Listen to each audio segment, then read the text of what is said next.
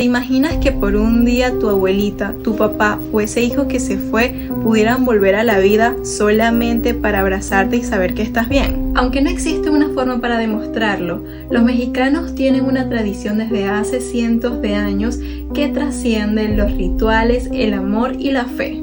El Día de los Muertos no tiene un origen específico, pero sí se puede decir que es la combinación entre las tradiciones prehispánicas de los indígenas y la cultura del catolicismo. Primero hablemos de las civilizaciones antiguas. Les cuento que el Teotihuacán duró desde el primer siglo después de Cristo hasta el XVI, cuando fue destruida y abandonada. Luego, en el siglo XIII, fueron los mexicas, mejor conocidos como los aztecas, quienes tomaron el Teotihuacán como un centro religioso más que como una metrópoli de comercio como lo era antes. Esto más o menos duró hasta el siglo XVI, cuando llegaron los españoles con Hernán Cortés. Pasaron muchas civilizaciones indígenas, fueron los mexicas los que creían que los difuntos se tenían que dirigir al Mixtlán y los muertos podían descansar luego de un viaje de 4 años lleno de muchísimas travesías, pero era la forma como moría que dictaba su destino. Vamos a hablar sobre cómo los mexicas creían que era el inframundo, y esto lo dividían en 4. Calocán era el lugar donde iban las personas que morían por ahogamientos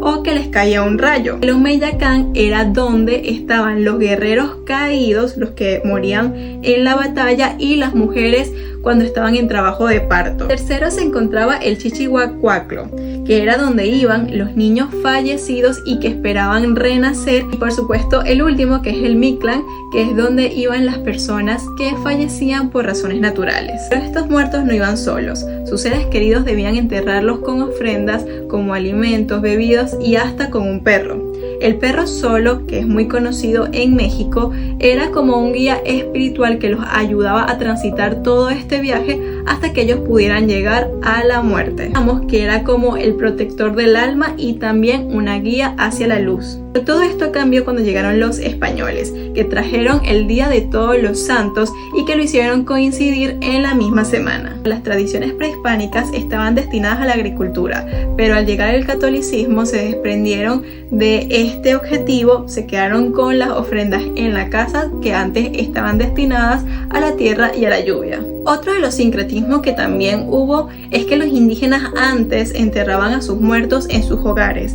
Al llegar el catolicismo, ellos lo empezaron a enterrar en los cementerios. Así que poco a poco se fueron mezclando estas dos culturas, conservando lo que fueron los altares, las ofrendas, los rezos, entre otras cosas más. Vamos con el significado de cada elemento de los altares, que ya sabemos que los altares es una ofrenda hacia nuestros muertos. Estos tienen frutas, alimentos, bebidas y fotografías de los difuntos queridos. El objetivo es que cuando las almas lleguen a la tierra puedan escuchar las oraciones de sus familiares en sus casas o en sus tumbas. También las ofrendas se les puede ver como una bienvenida y también una forma de que puedan descansar de todo el largo viaje que tuvieron. La flor que más se usa es la de cempasúchil o la flor de muerto. Se dice que esta flor con su aroma guía a las almas hasta los hogares de su familia. Otro de los elementos son los juguetes para los niños fallecidos y las bebidas alcohólicas para los adultos. El pan de muerto también es muy importante y las calaveritas de azúcar. Otros objetos son las almohadas,